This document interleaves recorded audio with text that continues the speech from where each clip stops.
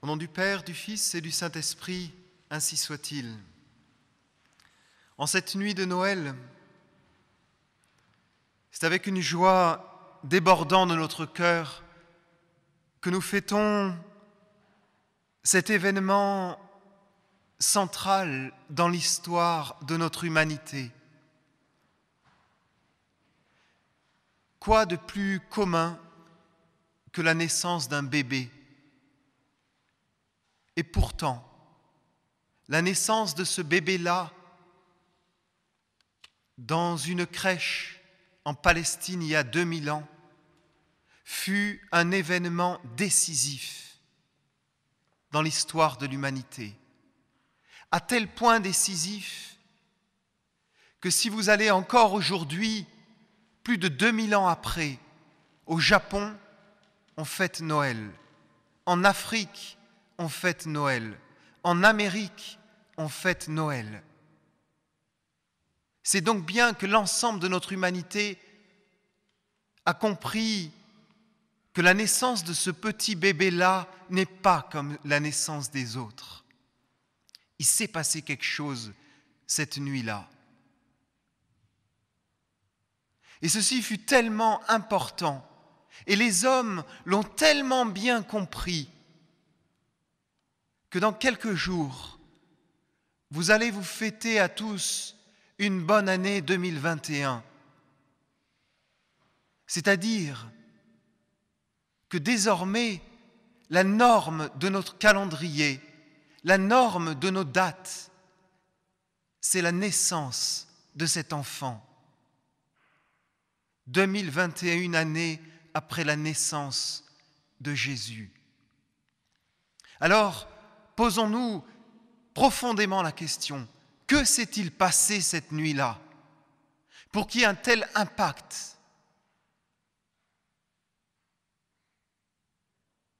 La naissance de ce Jésus dans une nuit, dans les ténèbres, abandonné des hommes, fut un bouleversement dans notre histoire.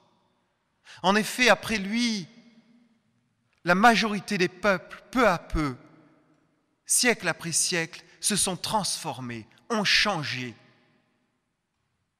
Il y a eu la civilisation chrétienne qui a suivi les paroles et les exemples qui sont sortis de la bouche de Jésus. Il a fondé réellement, profondément, une nouvelle civilisation parce qu'il a changé profondément et réellement le cœur des hommes qui veulent bien le suivre, qui veulent bien l'écouter. Oui, posons-nous la question, qu'est-ce que Noël ? Qu'est-ce que la naissance de cet enfant dans la crèche ? Pourquoi a-t-il eu un tel impact ? La réponse est simple.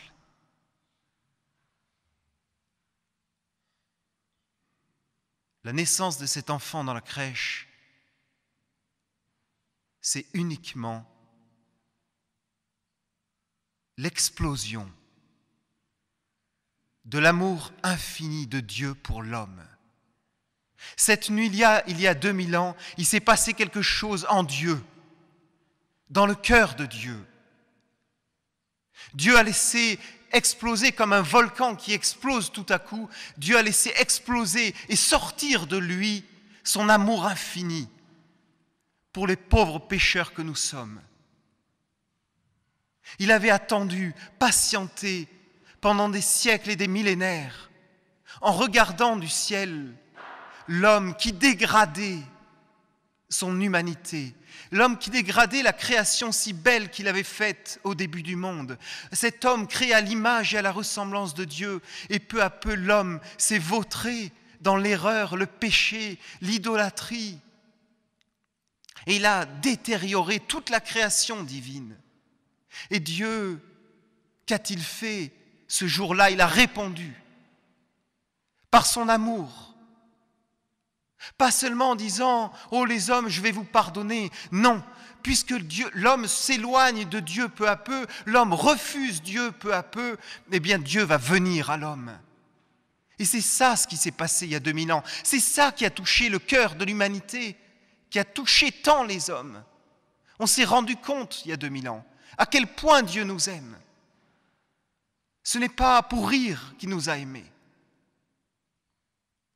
Et s'il est descendu sur terre en prenant cette humanité, en ce petit bébé fragile, mais c'est le Fils de Dieu lui-même qui est là. Il s'est comme enveloppé d'un corps et d'une âme humaine. Il s'est habillé de notre faiblesse. Il s'est habillé de notre chair. Il s'est habillé de notre mortalité. Mais à l'intérieur de ce petit bébé, c'est Dieu, le Fils de Dieu, la deuxième personne de la Trinité. C'est lui qui est là. C'est lui qui est venu. Il faut comprendre la profondeur de Noël, chers chrétiens. Il ne faut pas dire seulement à nos contemporains, vous savez, Noël, c'est l'anniversaire de la naissance de Jésus. Non, il faut dire à Noël ce que c'est vraiment. Noël, c'est l'amour infini de Dieu qui vient à nous pour nous punir de nos péchés. Il vient à nous.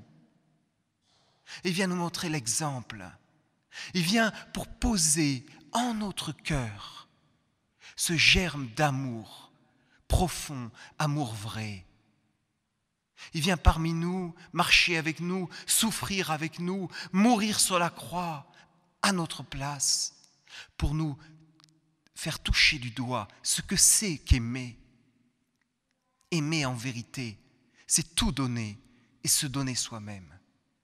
Et c'est ce qu'il a fait. Et alors, a fleuri dans notre humanité, sur toute la planète, cette civilisation nouvelle de la charité, que l'Église porte en son sein, que l'Église a fait tant fleurir. Cette civilisation de la charité vraie, cette charité qui n'est pas une charité abstraite, théorique, une sorte de solidarité de philosophe. Non, c'est la vraie charité qui vient vers le pauvre pour lui donner, qui va vers celui qui souffre pour le réconforter. C'est ce qu'ont fait les chrétiens pendant 2000 ans à la suite du Christ. C'est la vraie charité qui va vers l'ignorant pour lui apprendre qui il est, ce pourquoi il est sur terre, pour lui apprendre la vérité divine. Cette charité qui va vers le désespéré, le découragé, pour le consoler, le conforter, lui donner l'espérance de la vie éternelle. Cette charité qui va à la rencontre de celui qui est loin. C'est ça la civilisation chrétienne de l'Église. C'est ça qu'il est venu apporter. Et ça a été réellement, historiquement, si vous étudiez un peu, ça a été un véritable bouleversement. Ça a transformé vraiment nos peuples, peu à peu. Eh bien, mes bien chers frères,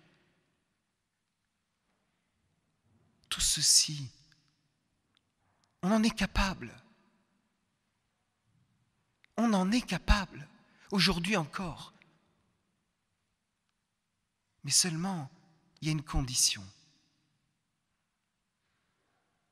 Il faut ouvrir votre cœur.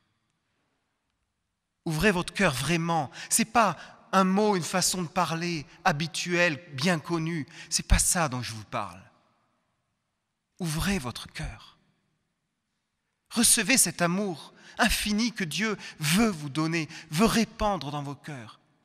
Dieu veut s'insinuer en vous, vous transformer de l'intérieur, faire de vous un véritable écho, un véritable rayonnement, un miroir de la charité divine. Voilà la grâce de Noël. Voilà ce dont notre monde contemporain manque tant.